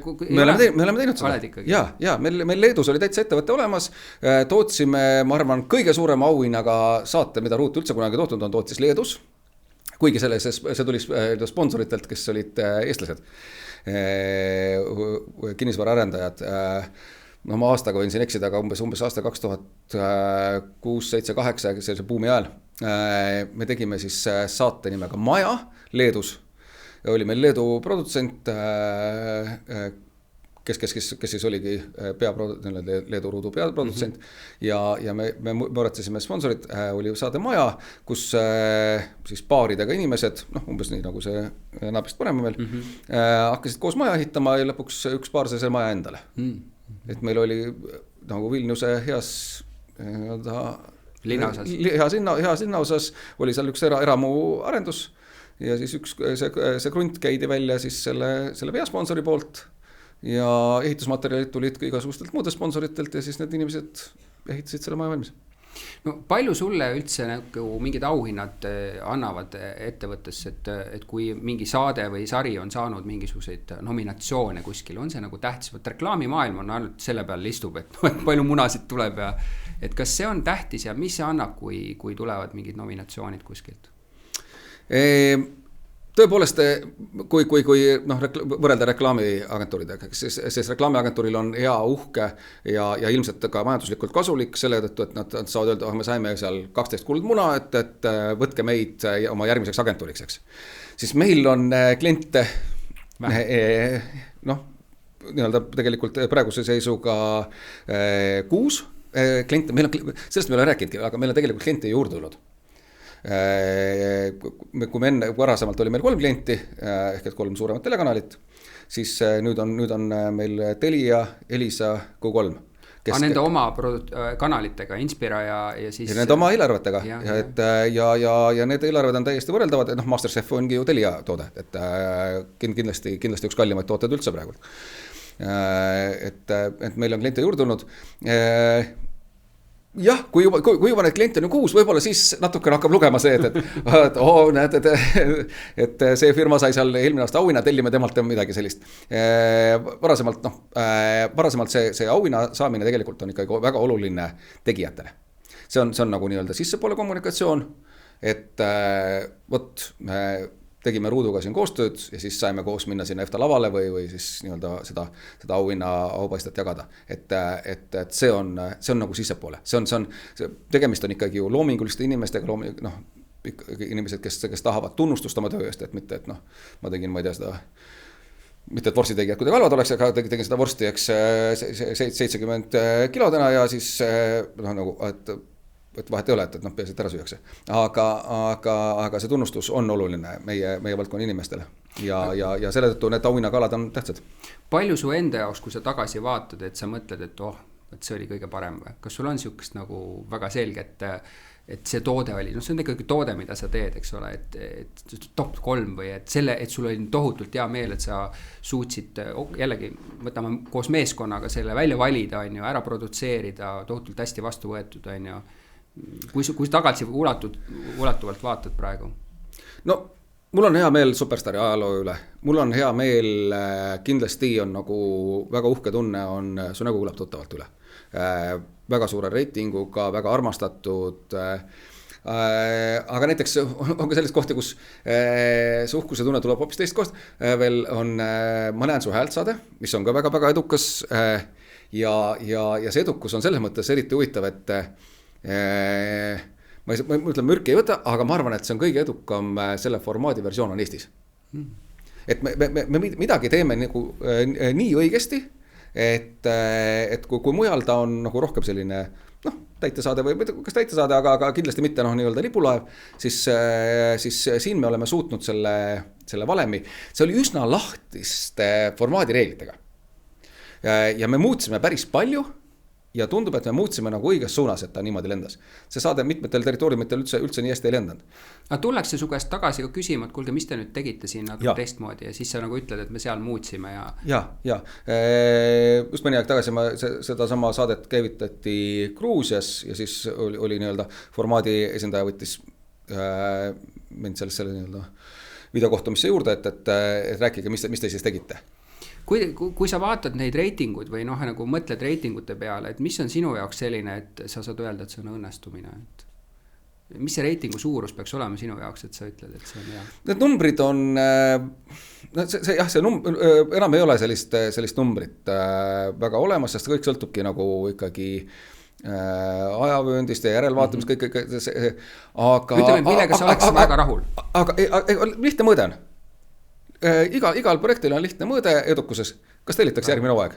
Kui tellitakse järgmine hooaeg, siis oli eelmine edukas. No aga seal taga on ka mingisugused vaatamised pluss reklaamirahad, eks ole, mis on seotud vaatamist. Ja kindlasti. Aga ta latt on see. Sa mingit maagilist numbrit endale ei ole pannud? Ei ole, jah. Ei ole, sest ma ütlen, et on väga keeruline võrrelda, et saade, mis on neljapäeva õhtul või mis on pühapäeva õhtul, seal põhimõtteliselt on see nii-öelda putt on erinev. No ma ei tea, et kui on 10 kerpi, et siis sa ütled, et tegelikult on ikkagi 130 000 inimest. Ütleme nii, et tänapäeval ikkagi, kui on need nii-öelda reitinguprotsendid on ikkagi kahekohalised, siis on kõik hästi. Kuule, lõpetuseks küsin tehisintellektist, kõikide käest olen alati küsinud, kuidas see on leidnud tee sinu maailma, kas ma ei mõtle, et sa isiklikku kirju kirjutad, aga kas see on juba produktsiooni teemas ka sees kuidagi või? Eks me ikka ju nii-öelda mingisuguseid asju välja mõeldes, aga me kasutame seda nagu sellise nii-öelda vestlusrobotina ja võib-olla siis nagu natuke teistsuguse otsingumootorina. Aga nagu produktsiooni endasse veel ei ole. Liiga abi neist ikkagi veel ei ole, et meie jaoks. Aga kas sa arvad, et tuleb midagi sellest või? Väga on, audiovisuaalproduktsioonil on väga abi nendest töötlemismootoritest, et mis töötavad pilti ja heli, et nendest on ikka väga palju abi. Et seal need vahendid, pluginid, need on hea kasutuses. No ma olen lugenud selle kohta ja Taska ka nagu kinnitas, et tehnoloogia on juba nii kaugele läinud, et tooteasetusi saab nagu tagantjärgi digitaalselt panna igale poole sisse, on ju. Et kas see on ka juba nagu teema või mitte, et ütleme, et kui sa lähed mingit asja tegema, sul peaks olema kõik asjad kokku lepitud, aga mingis igales põhjusel ei saaks, et tegelikult see annaks sulle palju rohkem ruumi, et valmis toode on olemas ja sa ütled, et me saaks panna sind sinna ja sinna nagu järelsüsteemis sisse, et ta kuvab kuskile, eks ole, mingit toodet või asja. Kas see on liiga kallis, see ei ole lihtsalt nagu mõistlik täna või näed sa sellele mingit nagu tulevikku? Meie telesaadete nii-öelda, kui me võtame episoodi eelarve, siis see liigutus on lihtsalt hetkel veel liiga kallis, võib-olla see muutub nii-öelda kättesaadavaks. Kindlasti just nimelt Taskast rääkides filmide puhul see kindlasti, kuna seal on minuti eelarve on palju suurem, eks, et siis see liigutus tasub ära, et praegu lihtsalt ei ole see hinna efektiivne. Aga sa ei välista, et ei, absoluutselt mitte, ei. See oleks väga mõnus tegelikult ja mõnes mõttes võimaldaks ka paremini ja selline rohkem oksjoni korras müüa, et ei osteta nagu pimedalt, et me peame ette ära ütlema, et me tahame oma sponsorlust, vaid see oli lahe toode, ma tahan, et minu bränd oleks seal. Sa mõtled juba, et on piloot olnud ära juba teine ja siis sa nagu müüd kas sina või kanal müüb nagu järel seda. Aga seal ma saan, eks terve film tehakse valmis, see on film valmis, eks, aga kui ma tahan ka teha terve hooaja enne, kui ma eetris sõnan, aga ma ütlen, et nüüd ma seal kohas iga kord, kui see tegelane tuleb, tal dressipluusi peal on see bränd, eks. Kaupo, aitäh, et sa leidsid aega meiega oma mõtteid jagada, väga põnev oli, kindlasti paljude turundajate jaoks võib-olla ka avas mõtteid natuke paigutuse osas, eks ole, et kindlasti tasus kuulata. Suur tänu kutsumast! Ja kutsun kõiki uuesti tagasi, järgmine episood uue külalisega.